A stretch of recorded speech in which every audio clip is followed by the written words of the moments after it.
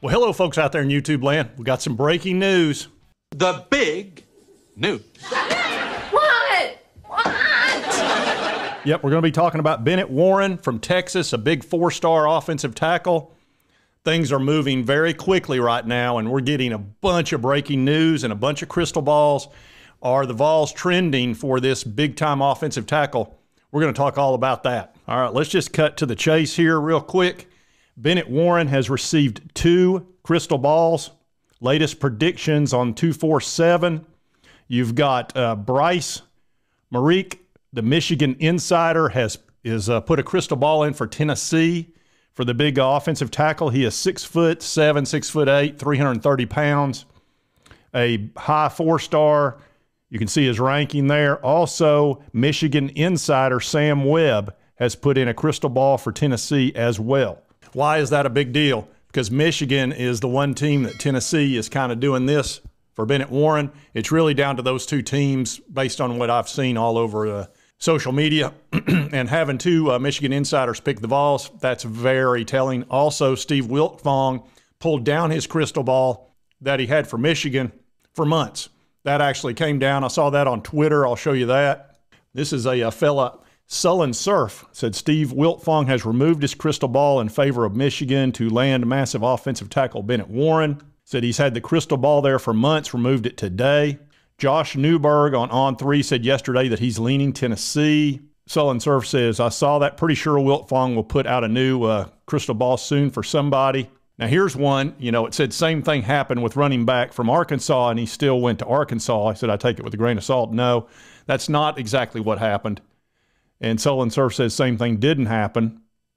And the reason that is different is because the crystal ball went up and then came down an hour later, which meant Steve Wiltfong thought that the Arkansas running back, I believe one fella come from Arkansas. Get it? Was going to pick Arkansas, and then the family called him and said, hey, pull that down, you're ruining the surprise.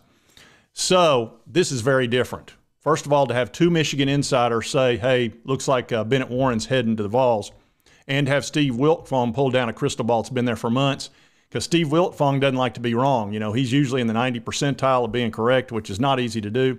So he has to do a lot of corrections at the tail end to keep that number up, and pulling down this crystal ball is a big sign. So I feel really good right now going into this. Now let's see when he's going to commit. And it looks like he's going to be committing at noon. Let's see here. Yeah, according to 247, 12 o'clock, and I believe that's Eastern Standard Time. Let me double check that. All times Eastern. There's a lot of players committing tomorrow, as you can see, different 3-stars, etc. But it looks like Bennett Warren's one of the bigger ones. He's a top 100 player out of Texas, so he's going to be a huge get for somebody, hopefully us. He's got 35 offers, and every team in the country would take this guy. And right now, Tennessee's ranked in the top 10 on GoVols 247, number 9. Obviously, picking up a player of this caliber would push us up probably into the top 6, I would say, somewhere in that neighborhood. And we have picked up some really nice commits recently. Obviously, the 5-star Mike Matthews is kind of the cherry on top of the cake right now. Braylon Staley, a top 100 wide receiver. So our 2 best players as far as commitments. And actually, our quarterback, Jake Merklinger, was sitting about right in between these 2 guys. Some reason he got pulled down even without playing a game, but we'll see how that plays out. I think once they start playing games, he'll push right back up.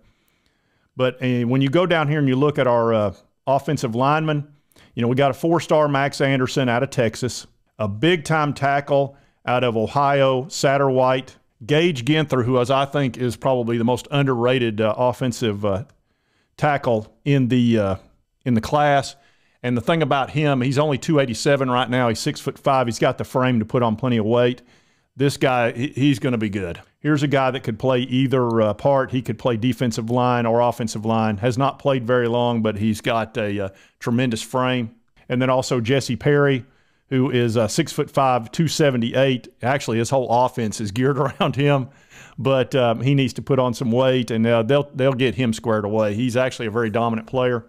But this is going to be really big. If we can solve the offensive line situation, and this guy would be a big part of that, I really feel good about this 2024 class because we need offensive linemen. We're going to have a bunch of guys leave over the next year or two, So we need these big bodies and these talented guys to refill those ranks.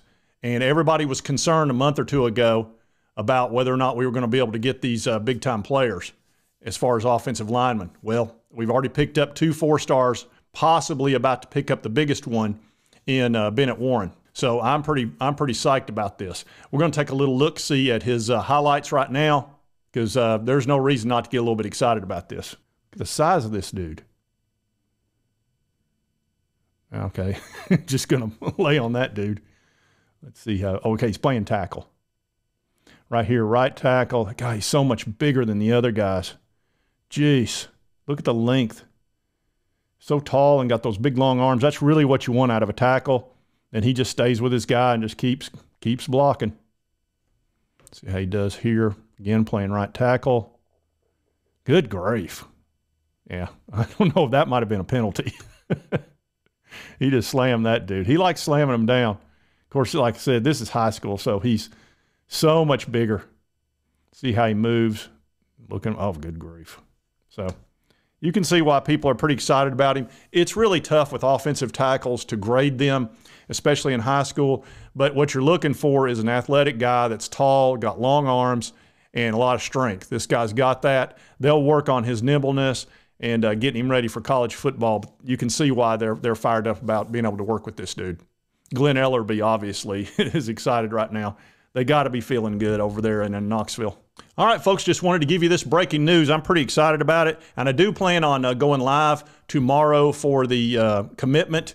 Again, it's showing at noon, so I'll probably come on, you know, maybe at 11 or 11:15, 11. I don't know what time. I've never done a live on a commitment before. I was going to the last 3 times, but I had all kinds of commitments and problems that I couldn't do it. So I'm going to try to do it. This will be my first one.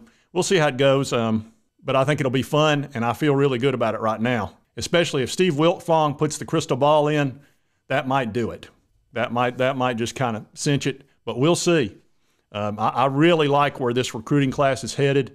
I tell you what, if we pick up this guy and we pick up Cam Franklin, who is a 5-star defensive lineman we're leading for, it may be that the NCAA cloud being off us now and all those problems that were associated with that investigation, now that that's all been cleaned up and it's over, it may be that we see the dam break and we start plowing in a bunch of big-time recruits at the end of this and get in that top 5. If we do that, that's the thing about momentum. There's momentum in football, well, there's also momentum in recruiting. If you start landing big-time players like that, like we just did with Mike Matthews, like we are doing, look, our last 5 recruits that we've got committed were 4 4-stars and a 5-star. The momentum's there. So we start landing these big guys at the end, top 5, we'll find the top 5. We just flat out will. And that's when everything changes, because you take a Josh Heupel offense and you start putting 4 and 5 stars into that, it could get ugly real quick. And I'll guarantee you Georgia, Alabama, Florida, all these different teams are going to start getting real worried. And the teams that really should worry should be the Kentuckys, South Carolinas, and the middle-of-the-road teams, because they may not be able to touch us. That seems to be where this is headed. So I'm pretty fired up. We'll see you. I may do another video later today too, but I'm planning on doing that live, so maybe I'll see you tomorrow at between 11 and 12. I haven't picked a time, but I'll put it out. I'll put a thumbnail out, and you'll know what time I'm going to actually start the live. Anyway, if you like this content, be sure to hit that like button. Lets me know to continue to cover the Vols, and especially recruiting. I really enjoy covering recruiting. It's a lot of fun. It's so important. It's the lifeblood of your program. You've got to have the skilled players. You've got to have the talent.